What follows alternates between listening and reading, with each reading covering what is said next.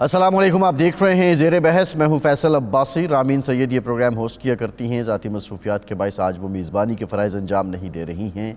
आज शिमाली वज़ीरिस्तान के इलाके मीरान शाह में दहशत गर्दों की जानिब से दरअंदाजी की कोशिश की गई, जिसे नाकाम बनाया गया। और इस मौके पर पाक फ़ौज के लेफ्टिनेंट कर्नल सैयद काशिफ अली, जिनकी उम्र 39 साल थी, उन्होंने जाम शहादत नोश किया है। इनके साथ साथ 23 साला कैप्टन मोहम्मद अहमद बदर भी शहीद हुए हैं और 5 जो सिपाही हैं पाक फ़ौज के, उन्होंने भी जाम शहादत नोश किया है। हम दुआगो हैं कि अल्लाह रब्बुल इज़्ज़त शुहदा के दर्जात बुलंद फरमाए और उनकी ये जो कुर्बानी है यकीनी तौर पे ये पाकिस्तान के लिए लाजवाल है। आज के प्रोग्राम में कुछ बात करेंगे। पाकिस्तान में अब सेनेट इलेक्शन का जो दंगल है वो रमज़ानुल मुबारक के महीने में ही सज रहा है और इसके लिए जो टिकट्स हैं उनकी अनाउंसमेंट्स हो रही हैं। मुस्लिम लीग नून ने कुछ सीनियर और मंजे हुए लोगों को अखाड़े में उतारने का प्लान किया है, जिनमें परवेज़ रशीद साहब का नाम सर फहरिस्त है। उनको टिकट दी गई है। बहुत ही दबंग, बहुत ही वोकल तलाल चौधरी को भी टिकट मिल गई है। और इस तरह कुछ और लोग हैं मुस्लिम लीग नून की तरफ से। डॉक्टर सईद इलाही का नाम भी सामने आ रहा है जिनको टिकट दी जा रही है। पाकिस्तान पीपल्स पार्टी ने भी जनरल नशिस्तों पर काजिम शाह, अशरफ जतोई, मसरूर एहसन और नदीम भुट्टो और सरफराज राजर जो हैं और दोस्त अली जासिर, इनको टिकट दे रही हैं। जो पीटीआई है उनके जो मौजूदा चेयरमैन हैं बैरिस्टर गौहर साहब, उन्होंने बानी पीटीआई से मुलाकात की है और ये कहा है कि नाम फाइनल कर लिए हैं। दूसरी जानिब जो पंजाब में उनकी कमेटी है, मियाँ जो असलम हैं, उनकी सरबराही में उन्होंने एक मीटिंग की है। उसमें कुछ नाम सामने आए हैं जिसमें जुल्फ़ी बुखारी का नाम सामने आ रहा है, यास्मीन राशिद का, कि उनको टिकट दी जा रही हैं। बहरहाल अभी तक पीटीआई की तरफ से क्लियर नहीं हुआ कि जो सेनेट की टिकट्स हैं वो किसको दी जाएंगी। ये साबिक़ वज़ीर-ए-आज़म अनवारुल हक काकड़ साहब ने भी सेनेट के उम्मीदवार के तौर पे कागजात नामजदगी जमा करवा दिए हैं और अब ये जो इलेक्शन होने जा रहे हैं, देखते हैं कि इसमें किसका पलड़ा भारी होना है, ज़्यादातर सीट्स कौन लेकर जाएगा। माजी में जिस तरह जो इल्ज़ाम लगता रहा, कभी ये कहा गया कि ओपन बैलेट होना चाहिए, फिर सीक्रेट बैलेट ही चलता रहा, कभी हॉर्स ट्रेडिंग की बात की जाती रही। ये सेनेट इलेक्शन माजी के मुकाबले में कितने मुख्तलिफ होंगे, आज के प्रोग्राम में इस पर बात करेंगे। दूसरी जानिब इम्पॉर्टेंट बात यह है कि जो पीटीआई है इसका मुस्तकबिल किन हाथों में है और पीटीआई के लोग अब जब अपनी गलती आके मान रहे हैं कि सुन्नी इत्तेहाद काउंसिल के साथ इत्तेहाद उनकी गलती थी, ये मिस कैलकुलेशन कैसे हुई। शेर अफजल मरवत की बातों को अली ज़फ़र सेकंड करते हैं, जबकि बैरिस्टर गौहर की हम बातें देखें तो उनको कोई और सेकंड कर रहा होता है। एक कन्फ्यूजन है फ़ैसला किसने किया, फ़ैसला कौन कर रहा है, किसको पीटीआई के लोग जो अब इस वक्त लीड कर रहे हैं वो किसी और का एजेंट कह रहे हैं। इसलिए अगर मौजूदा हालात देखें, बानी पीटीआई को जिस तरह सज़ाएँ हुई हैं, उनका अभी तक उन सज़ाओं के मुताबिक तो जेल से आना बाहर नज़र नहीं आता। मफामत, मज़ामत, ये अलहदा कन्फ्यूजन है। तो ऐसे में पीटीआई का मुस्तकबिल किन हाथों में है और इस जमात का मुस्तकबिल है क्या, इस पर भी आज के प्रोग्राम में मुफस्सल गुफ्तगू करेंगे।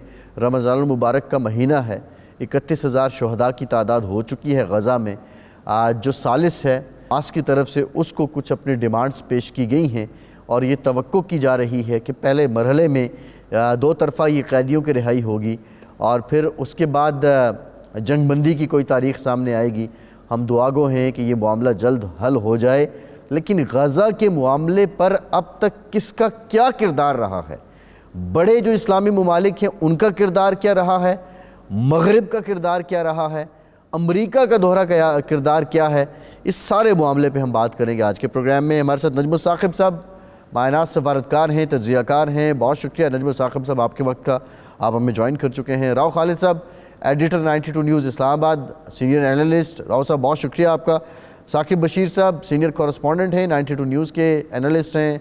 साकिब साहब आपका शुक्रिया, आप तीनों के साथ गुफ्तगू करते हैं। नजमुल साकिब साहब, सेनेट इलेक्शन, अब जो घोड़े हैं वो सारी जमातें अब मैदान में उतार रही हैं। आप क्या समझते हैं कि ये जो जनरल इलेक्शन था उसके बाद धांधली का शोर था, अब धांधली का शोर सियासी बयानात की हद तक रह गया, हुकूमत बन गई, कानून हुकूमत साजी हो गई, सदर आ गए, वज़ीर-ए-आज़म बन गए, सेनेट इलेक्शन के बाद भी बेयकीनी के बादल छटेंगे या कोई नया महाज खुल जाएगा? शुक्रिया फैसल, आपने अपने इंट्रो में जिस दहशतगर्दी के वाक़े का जिक्र किया है, एक दो फ़िक्रे उसके बारे में कहना चाहूँगा। सबसे पहले तो बात यह है कि शहीद की वालदा, शहीद के वालिद, शहीद के घर वाले जो हैं वो इस पे फ़ख्र महसूस करते हैं कि उनके बरखुरदार की, भाई की और या शौहर की जो है वो ज़िंदगी काम आई और वो शहादत का दर्जा जो है उनको मिला। एक तरफ तो हमें ये दहशतगर्दी के वाक़यात आए दिन मिलते रहते हैं, हमारी जो एम्बैटल्ड है आर्मी जो है वो इस पे लगी हुई है, हमारी इंटेलिजेंस एजेंसीज़ लगी हुई हैं। दूसरी तरफ हमें वो जज्बा जो है ना वो बढ़ता हुआ नज़र आ रहा है, और आवाम की तरफ से भी और फ़ौज की तरफ से भी, अस्करी इदारों की तरफ से भी, कि इस दहशतगर्दी की जो है वो बिल्कुल ख़ात्मे तक जो है ये जंग जारी रहेगी। हमारे आर्मी चीफ इसके बारे में कई दफ़ा इसका इयादा कर चुके हैं। यही चिराग जलेंगे तो रोशनी होगी। तो मुझे लगता है कि आइंदा कुछ महीनों के बाद शायद हमें कुछ अच्छी खबरें मिलें और इस दहशतगर्दी की लानत से जो है वो हमारे पाकिस्तान की जान छूटे। आपके सवाल की तरफ आते हैं। देखिए, आपने बड़े अच्छे तरीके से बताया।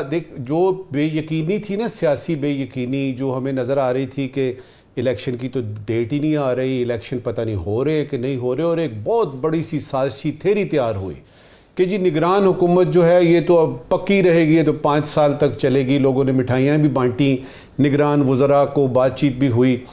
वो सारी थ्योरियाँ जो हैं वो दम तोड़ गई। इलेक्शन की डेट अनाउंस हुई, इलेक्शन हुए, इलेक्शन के बाद के रिज़ल्ट्स जो हैं वो अभी भी मुतनाज़िया हैं। वो आज से उस वक्त तक मुतनाज़िया रहेंगे जब तक कि ठंड नहीं पड़ती लोगों को यकीन नहीं आता कि ये जो है ये हिसाब किताब जो है अब ये तय हो चुके हैं। तो सियासी बेयकीनी का खात्मा हुआ या बढ़ गई, ये डिबेटेबल है। मेरे ख्याल में सियासी बेयकीनी, जिस किस्म की सियासी बेयकीनी का हमें सामना था, उसमें कमी आ रही है, और उस पर जो चिप्स अपनी अपनी जगह पे, जो मोहरे अपनी अपनी जगह पे फिट बैठ रहे हैं, जिस तरह के हमने हुकूमत बनती देखी, प्राइम मिनिस्टर बन गए, सदर पाकिस्तान बन गए, अब हमें पता है स्पीकर साहब यानी मौजूद हो गए, उसके बाद एक अहम पोस्ट यानी सेनेट के चेयरमैन की है, गिलानी साहब की पूरी उम्मीद, हिसाब किताब, ये हमें सारे नज़र आ रहे हैं, कुछ ज़िमनी इलेक्शन वगैरह भी। अब इलेक्शन के बाद की सूरत हाल जब हम देखते हैं ना, उसके लिए हमें 3-4 जो इंडिकेटर्स इस वक्त हमारे सामने आ रहे हैं उनको देखना पड़ेगा। सबसे पहले तो ये है कि जो हुकूमत बन गई है इसने कारकर्दगी करके दिखानी है, फुल स्टॉप। इसने काम करना है, वरना ये बनती हुई आगे बढ़ती हुई नज़र नहीं आ रही। इनको जो होमवर्क दिया गया है ख़ासतौर पे मुआशी और मईशत के सिलसिले में, ये इन्होंने पूरा करना है। दूसरी बात यह है कि जो मैंने अभी की कि इस इलेक्शन के रिजल्ट्स अगले इलेक्शन के रिजल्ट तक मुतनाज़िया रहेंगे, ये नंबर 2 है। तीसरी बात यह है कि जो सेनेट के आपने कैंडिडेट्स की बात की है, तो आपने बताया कि किन किन पार्टीज़ के, मेजर पार्टीज़ के कौन कौन से कैंडिडेट्स। तो मैं उस वक्त सोच रहा था कि कुछ अहम नाम शायद रह भी गए हैं और उनकी वजूहात भी नज़र आती हैं। मिसाल के तौर पे जावेद लतीफ़ साहब हार गए इलेक्शन, तो अब वो कहाँ पे हैं। मिसाल के तौर पे राना सनाउल्लाह साहब कहाँ पे हैं, तो उसका हमें नज़र आता है कि जो मोहतरम नवाज शरीफ साहब का, मोहतरम मियाँ मोहम्मद नवाज शरीफ साहब का जो ग्रुप था, ख़ासतौर पे जावेद लतीफ़ साहब जो बहुत ज़्यादा वोकल थे उनके बारे में, वो ग्रुप लगता है कि या तो साइड लाइन हो रहा है या वो खुद साइड लाइन हो गए हैं। कुछ लगता है कि उन लोगों की अभी बात नहीं होगी। अभी वो लोग सामने आ रहे हैं जो कि शहबाज शरीफ साहब के ज़ाती ताल्लुकात और मरासम वगैरह नहीं। अब और पार्टी नजमुल साकिब साहब कदा कलामी की माफ़ी बात यह है कि परवेज़ रशीद साहब शहबाज शरीफ ग्रुप नहीं है, नासिर भट्ट शहबाज शरीफ ग्रुप नहीं है, तलाल चौधरी शहबाज शरीफ ग्रुप नहीं है। ये जिन लोगों को टिकट्स दी गई हैं, अब तक नाम सामने आए हैं, ये तो प्योरली नवाज शरीफ ग्रुप के लोग हैं। ये आपका ख्याल है ये, और हो सकता है मेरा ख्याल ये ना हो, क्योंकि जब हम देखते हैं यानी गौर से देखते हैं और फिर पूरा जो ट्रेंड आपके सामने आ रहा है, मुझे तो उसमें यही नज़र आ रहा है कि कुछ जो है वो पिक एंड चूज किया गया है। आपने ठीक कहा, एक हद तक ठीक बात भी है कि सारे असल में तो नून के लोग हैं, लेकिन अब देखना यह है कि उन नून के लोगों में से इतनी सारी सीटें हैं वो किस किस को देनी है।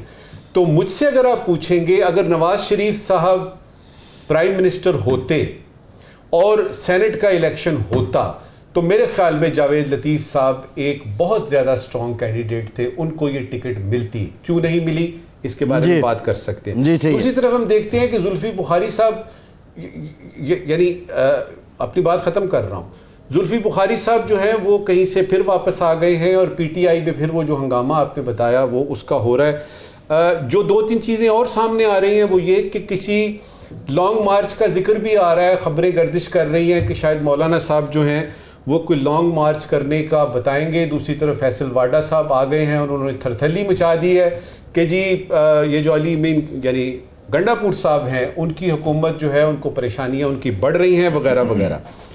आखिरी बात इस वक्त की तज्जिया मेरा ये कहता है कि हुकूमत अगर मेहनत करती रही तो चलेगी, वरना नहीं चलेगी। दूसरी बात कि पीटीआई को अपने अंदरूनी इख्तलाफात को दूर करके एक मरबूत पार्टी के तौर पे सामने आना ही पड़ेगा और उसके लिए उनके पास बहुत टाइम है।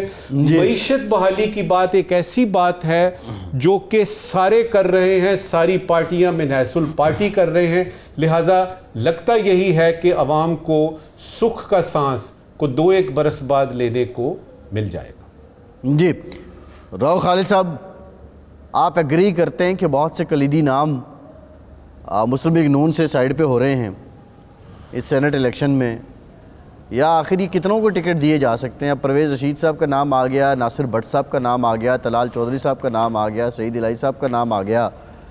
तो क्या ये मैंडेटरी है कि अगर सनाउल्लाह साहब हार गए या जावेद लतीफ़ साहब हार गए तो उनको सेनेटर बनाया जाए?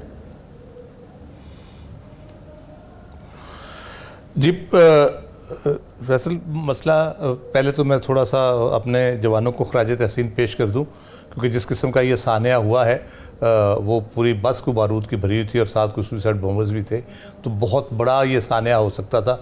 उन्होंने अपनी जान कुर्बान करके इसको बहुत बड़े नुकसान से बचाया है। तो हम सब दुआ गो भी हैं, खराज तहसीन भी पेश करते हैं और दुआ करते हैं कि अल्लाह ताला इस लानत से, इस मुसीबत से हमारी जान छुड़ाए।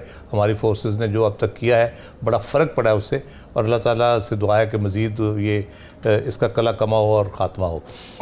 जहाँ तक बात है कि कैंडिडेट्स कितने हैं, अब मैं आपको नाम गिनने शुरू करूँ, मैंने लिखे हुए हैं। राना एहसान अफजल साहब हैं, राजा रियाज साहब को जिस जगह से लड़ाया गया वो भी कैंडिडेट थे वहाँ से। राना सनाउल्लाह हार गए, खुर्रम दस्तगीर, ख्वाजा साद रफ़ीक, फिर औरंगज़ेब खान ने भी बनना है, मोहसिन नकवी साहब ने भी बनना है, फिर जावेद लतीफ़ साहब हैं, मोहसिन रांझा साहब हैं। तो आप गिनते जाएँ, इस तरह से नाम बहुत से हैं। यकीनन इसमें एक तो लॉयल्टी को देखा गया, उसमें नासिर भट्ट साहब का जैसे आप नाम लेते हैं, और या परवेज़ रशीद साहब का, तलाल चौधरी साहब का। मेरा ख्याल है सबसे डिज़र्विंग कैंडिडेट तलाल चौधरी थे।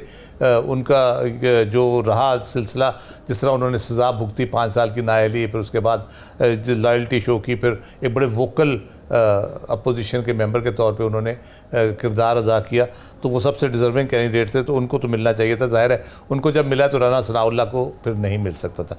अब ये बाकी सारे बड़े बिग विग्स हैं, बड़े लीडर्स हैं, एक्सपर्ट्स भी, खुर्रम दस्तगीर साहब जैसे हैं, बड़े अच्छे एक्सपर्ट्स हैं। इसी तरह से ख्वाजा साद रफ़ीक सियासी तौर पे अदरवाइज़ उनका एक इन्फ्लुएंस है। तो इनका रोल क्या होगा एज पॉलिटिकल लीडर्स या पॉलिटिकल एंटिटी के तौर पे, ये कहाँ खड़े होंगे? अगर वो इलेक्टोरल किसी हिस्सा नहीं है हाउस का, तो बाकी फिर उनका रोल क्या होगा? क्या वो रोल प्ले करेंगे या नहीं करेंगे, या उनको एडवाइज़री इस तरह अकोमोडेट किया जाएगा? परवेज़ रशीद साहब पे मैं बात करूँगा छोटी सी, कि लास्ट टाइम उनको हरा दिया गया, हालांकि नून के कैंडिडेट थे, वोट भी पूरे थे, पता नहीं वो कैसे हार गए। तो मेरी दुआ है कि इस दफ़ा ना हो। वो भी एक अच्छे पार्लियामेंट, उन्होंने पेमेंट नहीं की थी जी, पंजाब हाउस में रिहाइश पजीर थे, कई सालों की पेमेंट रहती थी उनकी। तो अब भी ये तो वो चीज़ें हैं कि वो पंजाबी की मिसाल, आटा गूंदी हिलदी क्यों? जब आपने करना होता है तो फिर बहाना तो कुछ भी हो सकता है, जब आपने नहीं होने देना उनको तो नहीं होने देना। तो ये तो चलते रहते हैं मसाइल। हमने अभी 2024 के इलेक्शन में भी हमने बहुत सी चीज़ें ऐसी देखी हैं। तो ये पाकिस्तान के एक इलेक्टोरल प्रोसेस का हिस्सा है, उसमें ये एक छलनी लगाई जाती है, उसका साइज़ चेंज होता रहता है, छोटा बड़ा, और स्टाइल चेंज होता रहता है, तो वो ये चलता रहता है। अच्छा, इसमें इंटरेस्टिंग गेम अब जो मैं देख रहा हूँ कि ये जब हो जाएंगे इलेक्शन, अच्छा, ये तो अकामोडेट करने की आपने बात की थी, जाहिर है पंजाब में सिर्फ है नून के पास गुंजाइश जहाँ वो कर सकते हैं। मरकज़ में उन्होंने एक यूसुफ गिलानी साहब को जो खाली हुई थी सीट उस पर ले आए हैं। आगे जो सीट है वो एक राना महमूदुल हसन जो पीपल्स पार्टी के हैं, उनको नून के ही होते थे किसी ज़माने में, अब उनको दे दिया उन्होंने। तो इसलिए यहाँ पे तो टेक्नोक्रेट की सीट शायद मोहसिन नकवी साहब को मिले या औरंगजेब साहब को मिले, किसको मिलती है ये देखते हैं। अब ये जो at the end of the election जो एक हैयत बनेगी, कौमी असम्बली में तकरीबन 2/3 मेजॉरिटी बन रही है, जिस तरह से सीटें अभी तक इलेक्शन के रिजल्ट्स तब्दील हो रहे हैं या आ रहे हैं, कह रहे हैं तब्दील ना भी कहें तो आ तो रहे हैं, नए नए रिजल्ट आए जा रहे हैं, सीटें बढ़ती चली जा रही हैं नून की और हुकूमती इत्तेहाद की। तो अगर सेनेट में भी ये आ जाते हैं और हुकूमती इत्तेहाद जितना बड़ा है तो सेनेट में भी तकरीबन 2/3 के करीब ये होंगे। सही तो है। राव साहब ब्रेक लेते हैं, ब्रेक के बाद ये गुफ्तगू का सिलसिला जोड़ेंगे, हमारे साथ रहिए।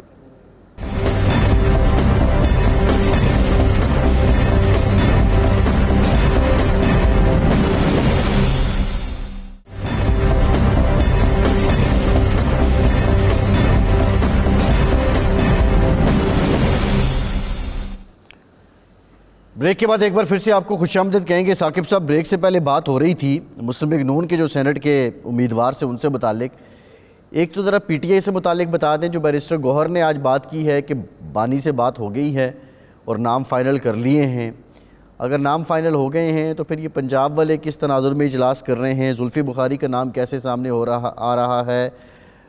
आप क्या समझते हैं कि ये ऐसी फहरिस्त आएगी कि जिसमें बाद में कोई भौचाल नहीं होगा, या ये नाम भी अभी कच्चे पक्के हैं, अपने अपने उम्मीदवार लॉबिंग कर रहे हैं और नाम पिच कर रहे हैं? नहीं, जो बानी पीटीआई हैं उनसे जो मुशावरत से जो नाम आए हैं, बैरिस्टर गौहर ने ऐलान किया है, वो ऑफिशियली तो पीटीआई की जानिब से वही नाम होंगे सेनेट के लिए। और उनमें जो खैबर पख्तूनख्वा से और पंजाब से ख़ास तौर पर काफ़ी नए नाम भी हैं, और कुछ नाम ऐसे हैं जो शायद जिनके कागजात नामजदगी पर इतराज़ भी आ सकता है। एक नाम आप देखें कि पंजाब जो खैबर पख्तूनख्वा से मुराद सईद का है। अब मुराद सईद जो हैं वो 9 मई के मुकदमात में भी उनका नाम है और वो रूपोश भी हैं। और इससे कबल जब वो जनरल इलेक्शन लड़ना चाह रहे थे तो उस पर उनका इतराज़ भी आया था। उनकी जो उनके क्योंकि वो अब्सकॉन्डर थे तो इस वजह से उन्होंने फिर कागजात नामजदगी वापस ले लिए थे। इसके अलावा अज़हर मशवानी है, उनके जो कैंडिडेट हैं।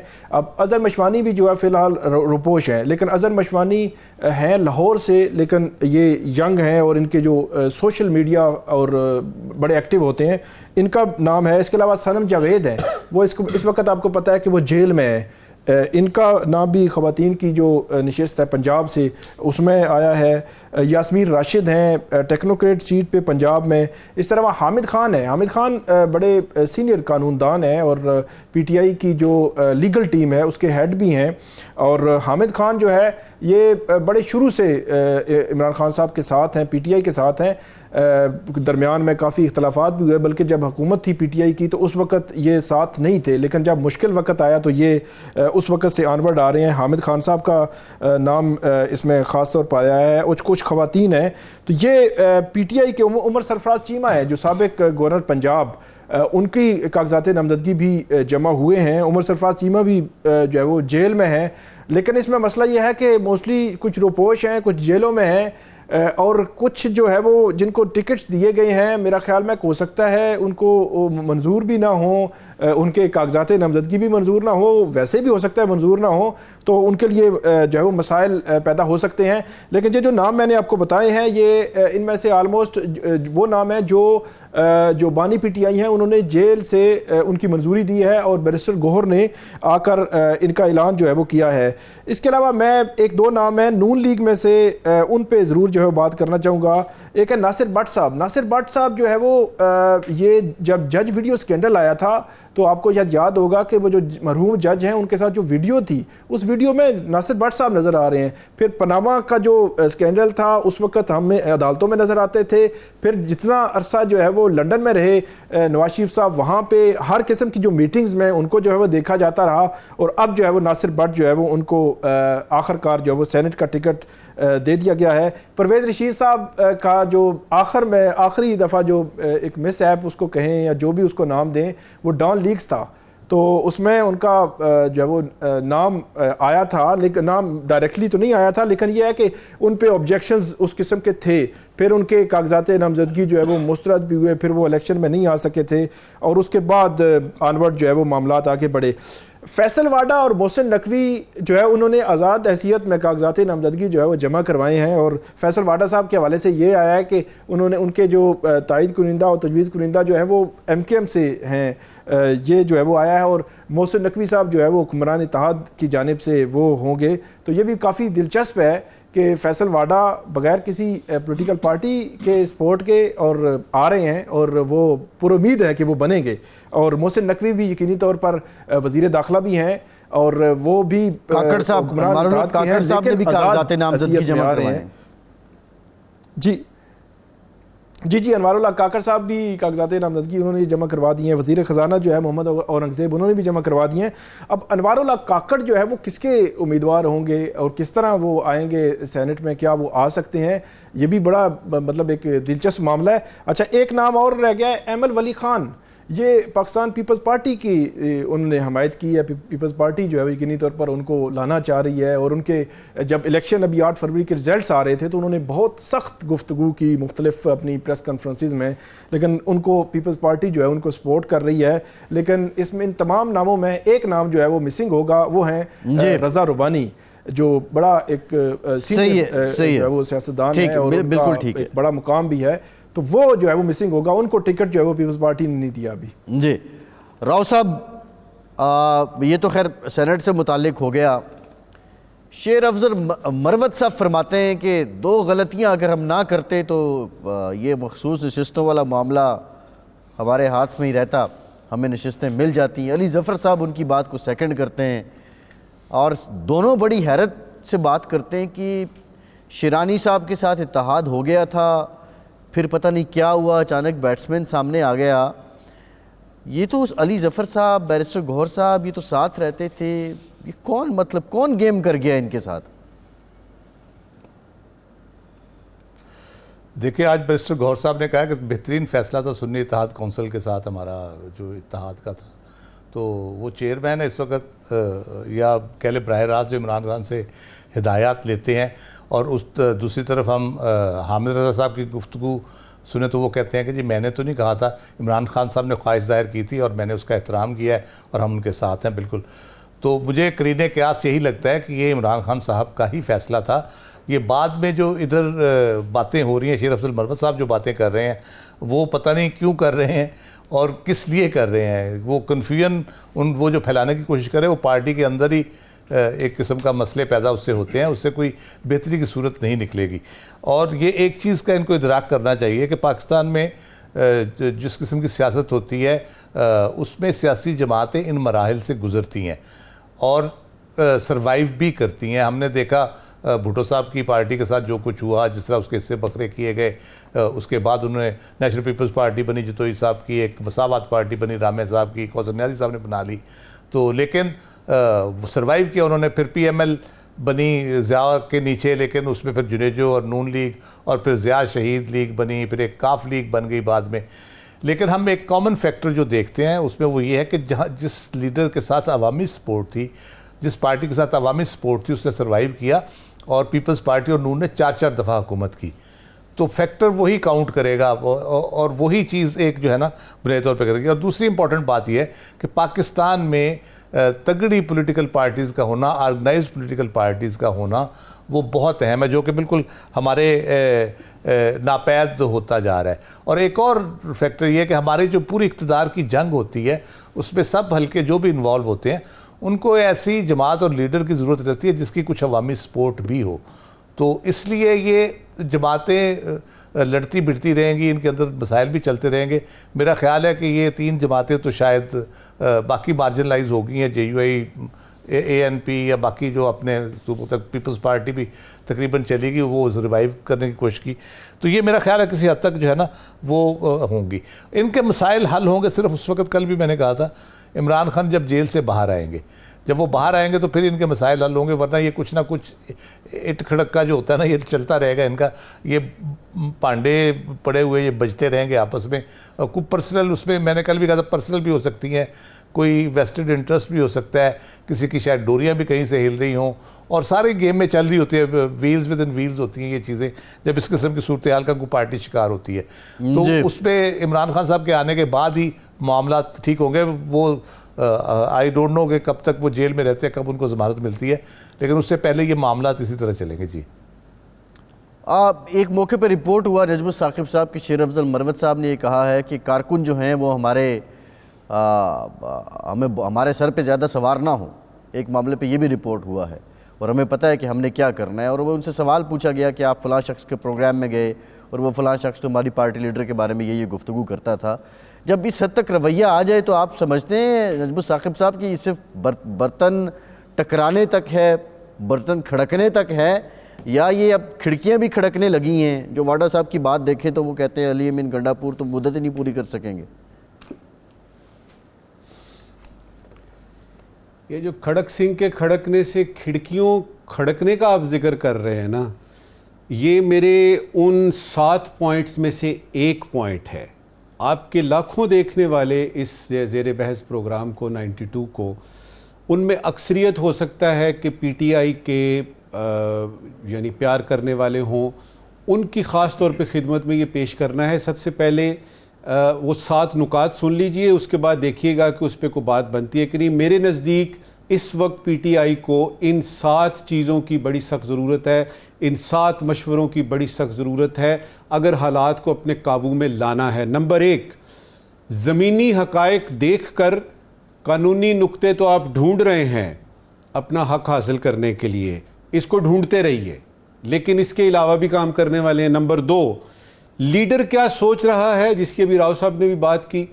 लीडर क्या सोच रहा है, उसकी क्या विजन है, उसकी क्या इंस्ट्रक्शंस हैं, उसके लिए पीटीआई को चाहिए कि एक अपना परमानेंट स्पोक्स पर्सन बनाए, ये कंफ्यूजन दूर हो जाएगा। नंबर 3, सुन्नी इत्तेहाद से आपने कौंसिल से इत्तेहाद कर लिया है बाबा, अब उसको लकीर को क्यों पीट रहे हैं?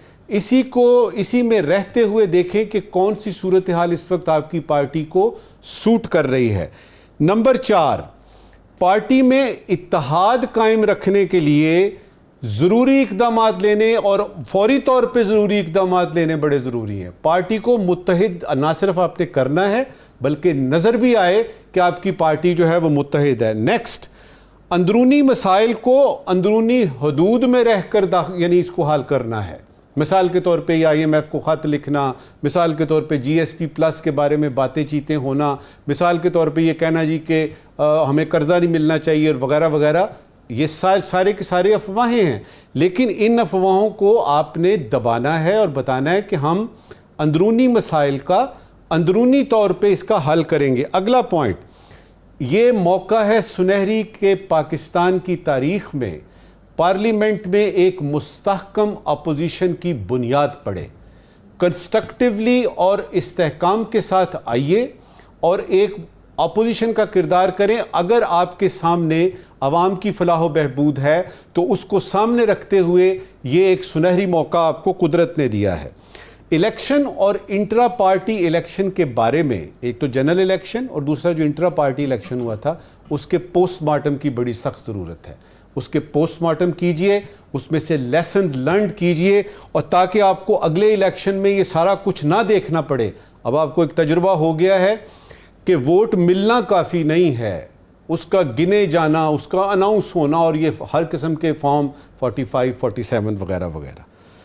आखिरी बात मेरी ये है कि जिस तरह राव साहब ने कहा ना कि लीडर के आने का वेट करें बाहर निकलने का, तो उसका ज़रा देखिएगा कि आपका लीडर जो इस वक्त जेल में है उसको किस तरीके से, कानूनी तरीके से, आइनी तरीके से, और आपके पास तो इतने ज़्यादा वकील हैं, ऐसे ऐसे जय्यद ज़ीरक किस्म के वकील हैं, उनसे कहिए कि कोई ऐसी निकाले चीज़ जिसकी वजह से ये है कि उसका ये जो 3-4 केसेस उस पर हुए हैं और सज़ा वगैरह हुई है, उनको आपने बाहर लेके आए, सज़ाएँ माफ़ करवाएं, कुछ करें। और मुझे याद है अलवी साहब ने, हमारे जो यानी फॉर्मर प्रेसिडेंट हैं, उन्होंने तो कहा भी था और सो आवाज़ आई जेल से कि जी मुझे नहीं चाहिए।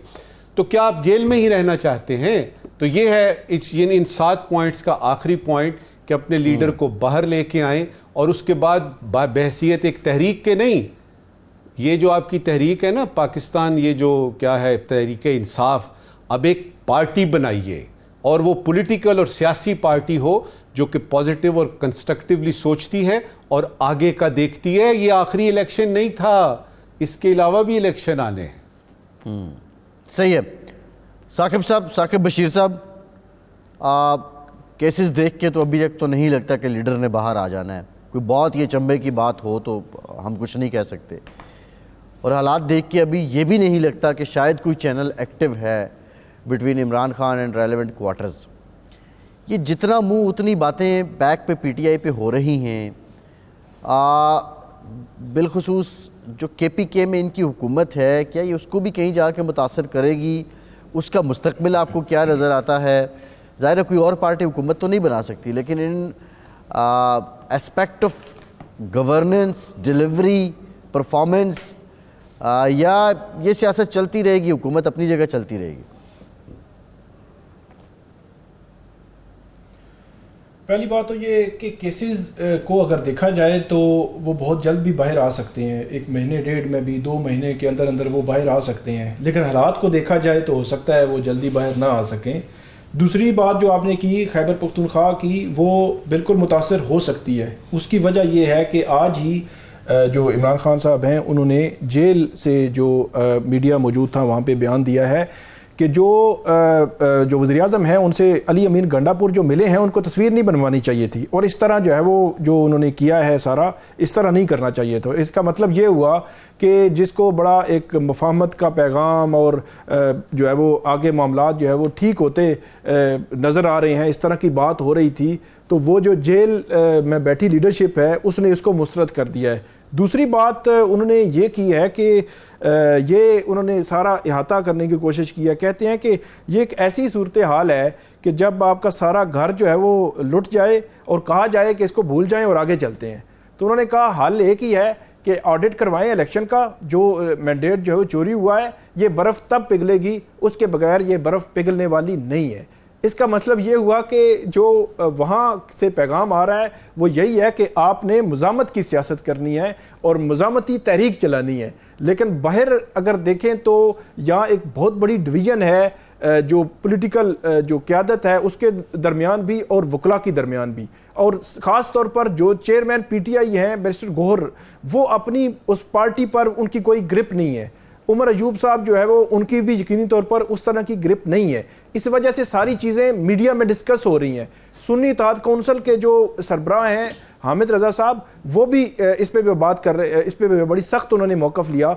एक और बात कि सुन्नी इत्तेहाद कौंसिल के साथ जो इलाक़ हुआ या उनकी पार्टी में शामिल होने का फ़ैसला किसका था, इस पर भी आज उन्होंने बात की है खान साहब ने, और उन्होंने ये कहा है, उन्होंने बात की है कि सुन्नी इत्तेहाद कौंसिल में भी शामिल होने का हमारा ही फैसला था, लेकिन साथ साथ शेरानी ग्रुप में भी अगर हम शामिल हो जाते और MWM में भी और मुख्तलिफ जगहों पे ये हम कर लेते सेटिंग, तो हमें ज़्यादा जो है वो हम महफूज होते। लेकिन ये है कि शेर अफजल मरवत ने भी बात ठीक की है कि हमारा ये फैसला जो है वो ठीक साबित नहीं हुआ।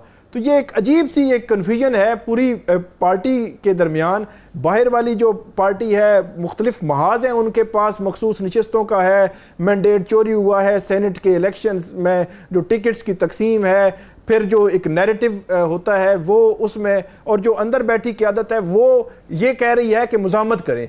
IMF के बाहर जो एहतजाज हुआ उसको भी जेल में बैठी क़यादत ने सपोर्ट किया है, आज की जो मैं बात कर रहा हूँ।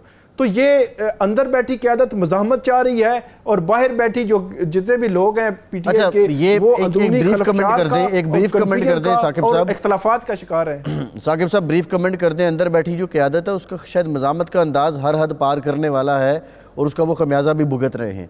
लेकिन मेरा सवाल आपसे ये है कि ये जो चंद एंकर से मुताल्लिक एक नोटिफिकेशन आया कोर कमेटी का कि फ़लाँ के TV प्रोग्राम में, फ़लाँ के ब्रॉडकास्ट में आपने नहीं जाना, इसको पार्टी के अंदर हल्के कैसे देख रहे हैं? क्या जो काउंटर सवाल करेगा उसको आप बिल्कुल निगलेक्ट कर देंगे, उस पर आप तरह तरह के इल्ज़ाम लगा देंगे, और पार्टी के अंदर क्या ये एक यूनानिमस मुत्तफ़िक़ा फ़ैसला है?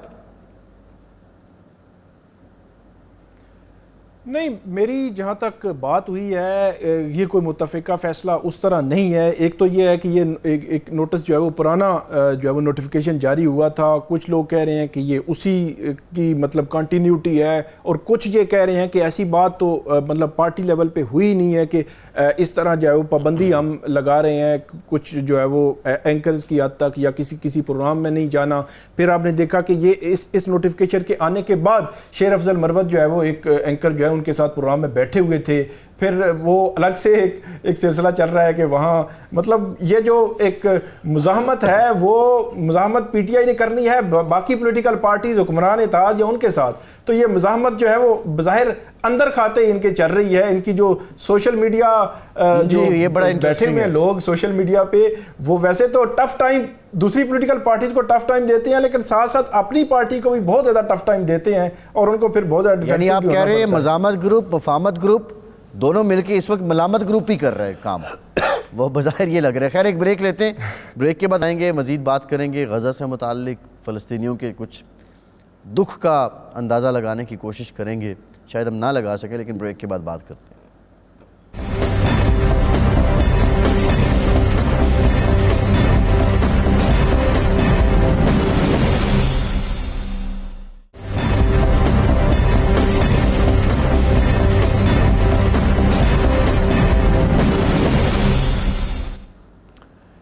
ब्रेक के बाद एक बार फिर से आपको खुशामदद कहेंगे। नजमुल साकिब साहब, ज़ाहिर है आप सारे मामलात को समझते हैं।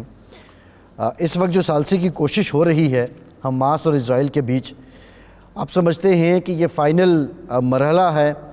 31,000 लोगों को शहीद करने के बाद भी इज़राइल ये समझता है कि उसके मकासद हासिल नहीं हुए हैं, और बिलाखिर अब जो डिस्कशन हो रही है कि उस तरफ से भी कैदी छोड़े जाएँ और इस तरफ से भी छोड़े जाएँ, और फिर जो हमास ने मुतालबा किया है कि जिन तकरीबन 100 के करीब कैदियों को जो इजरायली हुकूमत उम्र कैद की सज़ा सुना चुकी है उनको छोड़ा जाए, और इस पर भी बात हो रही है। अगले 2-3 हफ्ते में जंग बंदी और इस पर पेशरफ्त हो जाएगी।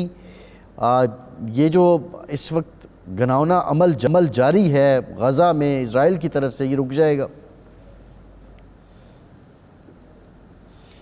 देखिए, ये कहना तो बड़ा मुश्किल है कि ये जंग कब जो है वो रुकेगी या ये क्या होगा। सबसे पहले तो ये देख लेते हैं कि ये जो सीज़ फायर का किया गया हमास ने किया, उसमें वो कह रहे हैं जी कि 3 फेजेज़ में करें, और उसमें हर फेज़ में 42 दिन का जो है वो फासला होना चाहिए। कुछ समझ में ना आने वाली चीज़ है। इजराइल ने इसका जवाब दिया है कि दिस इज़ रिडिकुलस, कि ये बिल्कुल ही यानी अजीब सी बात आप कर रहे हैं। इसका मतलब है कि इनकार हो गया। देखिए फैसल, ये जो जंग है ना, जब शुरू हुई थी 7 अक्टूबर को, तो उसी वक्त अगले दिन 3 बयानात मैं यानी दोहराना चाहूँगा उसको, उससे आपको पता लगेगा कि ये कोई ऐसा नहीं है कि ये जंग ऐसे ही शुरू हो गई, 500 मिसाइल इधर से आए और फिर ये रॉकेट चले हमास की तरफ से, और उसके बाद इजराइल वाज टेकन अबैक कि ये हो क्या गया। और अचानक उसमें उनके आर्मी चीफ, उनके डिफेंस मिनिस्टर और उनके जो नेतन्याहू हैं जो प्राइम मिनिस्टर हैं, उनकी बातों का, उनकी स्टेटमेंट्स को भी आज भी आप देखें तो उन्होंने कहा कि ये एक लॉन्ग ड्रॉन वॉर होगी, यानी एक ये तवीलुल मुद्दती वॉर होगी। और दूसरी बात यह है कि जब तक इजराइल अपने अहदाफ पूरे नहीं कर लेता तो उसमें ये जंग बंद होने का सवाल नहीं है। फिर हम देखते हैं कि यूनाइटेड नेशंस को देख लें, इंटरनेशनल कोर्ट ऑफ जस्टिस को देख लें। यूनाइटेड नेशंस में जिसने सारी दुनिया की सिक्योरिटी का बंदोबस्त संभाला हुआ है, और वो चैंपियन है कि जी सिक्योरिटी का मतलब ये है कि यानी हमारी जो ये जो इनकी यूनाइटेड नेशंस की जो सिक्योरिटी काउंसिल है उसको देख लें, मुस्लिम उम्मा को देख लें, हमसायों को देख लें, इजिप्ट को देख लें, तो आपको पता लगता है कि सारे के सारे सिर्फ जो है गालिब अगर इस वक्त होते तो वो शायद कहते कि बाजीचा-ए अतफाल है दुनिया मेरे आगे, होता है शबो रोज़ तमाशा मेरे आगे। लेकिन सवाल यह है कि इस तमाशे का जो दुख मुझे है, आपको है, हम सबको है, बहसीयत मुसलमान के, क्या आप सामने देख रहे हैं क्या आपके हो रहा है, और कोई कुछ नहीं कर सक रहा और कोई कुछ नहीं कर रहा। तो आपका सवाल कि ये 2-3 हफ्तों में क्या होगा, मुझे लगता है कि हमास की तरफ से रेजिस्टेंस जारी है, उधर से हमें हिजबुल्लाह का भी पता लग रहा है, उधर से अल-कस्साम का पता लग रहा है। ये जंग मुझे बढ़ती हुई नजर आ रही है और उसमें एक बात की वजाहत और यहां पे करना बड़ा जरूरी है। याद रहे कि ये इजराइल और हमास की जंग है, ये इजराइल और हमास की जंग है, ये इजराइल और फलस्तीनियों की जंग नहीं है, और ये अरब जंग भी नहीं है कि हम कहें कि जी ये इसमें अरब यानी ममालिक क्या कर रहे हैं। ये खालिसतन हमास की, जिसको कि इजराइल और यूनाइटेड नेशन वाले कहते हैं जी ये टेररिस्ट ग्रुप है, जो कि असल में फलस्तीनी हैं, जो फलस्तीन के हकूक के लिए लड़ रहे हैं। लेकिन बहसीयत मजमूई जब आप देखते हैं तो आपको पता लगता है कि ये हमास, अब यह है कि ये खत्म होगी कि नहीं होगी, मैं सिर्फ दुआ कर सकता हूं और ये कहूंगा कि इजराइल को, और खास तौर पे ये जो है ना डिक्लेरेशन ऑफ ह्यूमन राइट्स, आखिरी फिक्रा इस वक्त का, कि आप ह्यूमन राइट्स की तो बात कर रहे हैं, ह्यूमन बीइंग्स की बात नहीं कर रहे। आपके ह्यूमन बीइंग्स ही नहीं रहेंगे तो किस किस्म के ह्यूमन राइट्स की आप बात करेंगे? अच्छा, ये राव साहब जो बात की है नजमुल साकिब साहब ने, हम इस बात को समझते हैं कि हमास बेसिकली एक सियासी तहरीक है, सियासी जद्दोजहद का नाम है, लेकिन उसको एक दहशतगर्द का रूप दे दिया गया इजराइल की तरफ से, इजराइल की इत्तेहादी क़ुव्वतों की तरफ से। लेकिन हम ये कैसे कह सकते हैं राव साहब कि ये सिर्फ हमास की और गज़ा की जंग है, फ़लस्तीनियों की नहीं है? एक तो ये है कि ये रेजिस्टेंस मूवमेंट को इंटरनेशनली रिकग्नाइज़ किया जाता है, दुनिया भर में रिकग्नाइज़ किया जाता है। जहाँ किसी की ज़मीन पे आप कब्ज़ा कर रहे हैं, किसी को वहाँ से डिस्प्लेस करने की कोशिश कर रहे हैं, जेनोसाइड कर रहे हैं, तो उसको यूएन भी रिकग्नाइज़ करता है, दुनिया भर के कवानीन और मुल्क रिकग्नाइज़ उसको करते हैं। तो ये उस खाते में आती है, ये इसमें नहीं आती कि इसको आप टेररिस्ट ऑर्गेनाइजेशन इसराइल के कह रहा है तो फिर वो टेररिस्ट ऑर्गेनाइजेशन हो जाएगी। ये है। दूसरा, इसमें जो बुनियादी बात है वो एम्स एंड ऑब्जेक्टिव की है कि हमास को ख़त्म करना है, एक जो उनका मेजर उनका था, ठीक है। अब इसमें अगर 7 अक्टूबर का जिम्मेदार हमास को ठहराया जाता है, तो सितंबर में अगर आप देखें तो उस वक्त एक बहुत खौफनाक अटैक होता है, उसमें बहुत से लोग मारे जाते हैं गज़ा के ऊपर, और इसराइल करता है वहाँ के ऊपर। तो उस वक्त तो हमास ने हमला नहीं किया था कोई उनके ऊपर, जो उसने ये काम शुरू किया। तो मकसद बुनियादी तौर पे ये है उसमें कि अगर हमास से आपने लड़ना है तो ये पुश आउट क्यों है आबादी का, हर जगह से आप कहते हैं आप इधर नॉर्थ में चले जाएं, आप इधर चले जाएं, आप उधर चले जाएं। अभी भी जो नेगोशिएशंस की जो आपने सालसी की बात की है, उसमें भी नेतन्याहू ने जहाँ ये कहा है कि ये रिडिकुलस है ऑफर, वहाँ उसने ये भी कहा है कि हम 1-2 दिन में तैयारी कर रहे हैं, ज़मीनी फ़ौजें रफ़ा में दाखिल कर दें। तो इसका मतलब क्या है? मतलब ये है कि ऑक्यूपेशन को बढ़ाना, अपनी जगह उसको कब्ज़े को बढ़ाना, और जो वहाँ पे लोग हैं उनको पुश आउट करना। तो ये वो एग्जैक्टली वो क्वालिफाई करती है रेजिस्टेंस मूवमेंट के लिए। जब आप जेनोसाइड तो है ही है, ये जंग तो नहीं है, ये तो नस्ल कशी वहाँ पे हो रही है। और जहाँ तक इंटरनेशनल कम्युनिटी की आप दोगलापन में आपको बताऊँ, अब भी स्विट्ज़रलैंड ने डिसाइड किया है कि साबिक नायब सदर थे शाम के रफ़ातुल असद, जो मामू हैं बशार अल असद के, उनके ख़िलाफ़ उन्होंने वायलेशन जो ह्यूमन राइट्स की वायलेशन और जेनोसाइड और इसके ऊपर उन्होंने ट्रायल का सोचा। 1982 का वाक़या है ये। अब वो उसमें सोच रहे हैं, जो आपके सामने हो रहा है उसके बारे में आप बात ही नहीं करना चाहते, ना सुनना चाहते किसी की बात। आपको पता है BBC की रिपोर्ट है उसके ऊपर जो नसर अस्पताल में जो कुछ हुआ, तो उसमें भी डेविड कैमरॉन साहब कहते हैं छानबीन होनी चाहिए इसकी। तो आप 1982 के केस निकाल के बैठे हुए हैं, तो आज जो हो रहा है वो आपको नज़र नहीं आ रहा। तो ये मुनाफकत, इंटरनेशनल जो कम्युनिटी की मुनाफकत है, उसकी वजह से ये सारा साकिब साहब जो जी राव साहब ठीक है। साकिब साहब ये बताइए, जो इंटरनली इजराइल है वो कितना कमज़ोर हुआ है इसके बाद, उनके अपने चैलेंजेस क्या हैं? गज़ा में लोग शहीद हो गए, 31,000 लोग शहीद हो गए, लेकिन इजराइल ने अपने आने वाले सालों में जो उसके मकासद थे या उसका जो हवा था, पता नहीं डिफेंस कैसा कैसा, वो तो सब उड़ गया। अंदरूनी कमज़ोरी इजराइल को कहाँ छोड़ेगी जाके?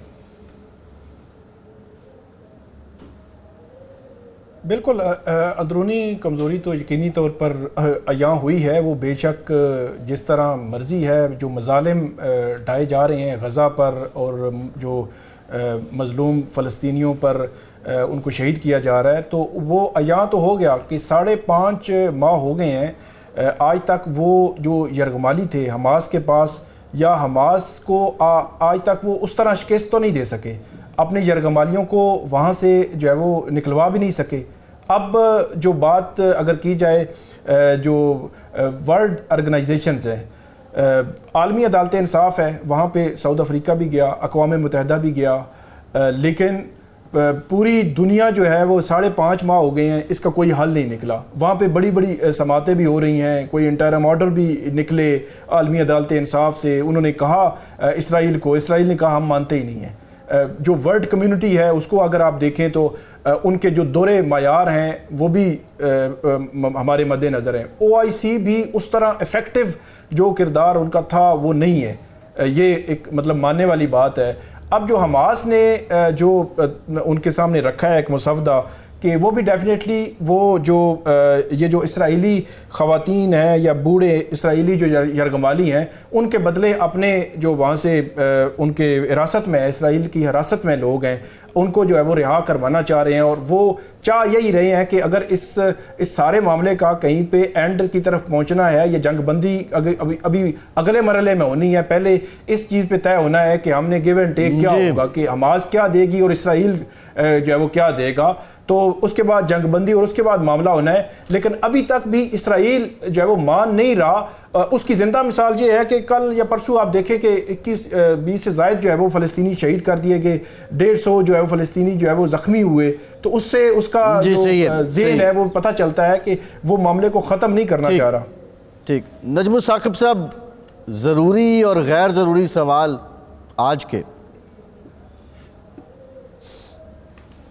बहुत शुक्रिया फैसल आपका। देखिए, आज का ज़रूरी सवाल ये है कि जब भी बात होती है कि आपने गलती की है तो जवाब में ये आता है कि दूसरों ने भी तो इतनी गलतियां की हैं, उनको क्यों नहीं देखते। तो ज़रूरी सवाल ये है कि क्या आपकी जो खामियां हैं वो दूर हो जाती हैं जब आप दूसरों की खामियां बताते हैं। आज का गैर ज़रूरी सवाल क्या है? देखिए, महंगाई से अवाम की जान बहुत मुश्किल में आई हुई है, लेकिन दूसरी तरफ से जवाब आता है कि सब अच्छा है और सब अच्छा हो जाएगा। तो गैर ज़रूरी सवाल ये है कि ये जो सब अच्छा है और या जो सब अच्छा हो जाएगा, ये आपके लिए होगा सब अच्छा कि अवाम के लिए होगा? जी ठीक, बहुत शुक्रिया नजमुल साकिब साहब, राव खालिद के बशीर साहब। आज के प्रोग्राम से इतने ही। फैसल अब्बासी को इजाज़त दीजिए।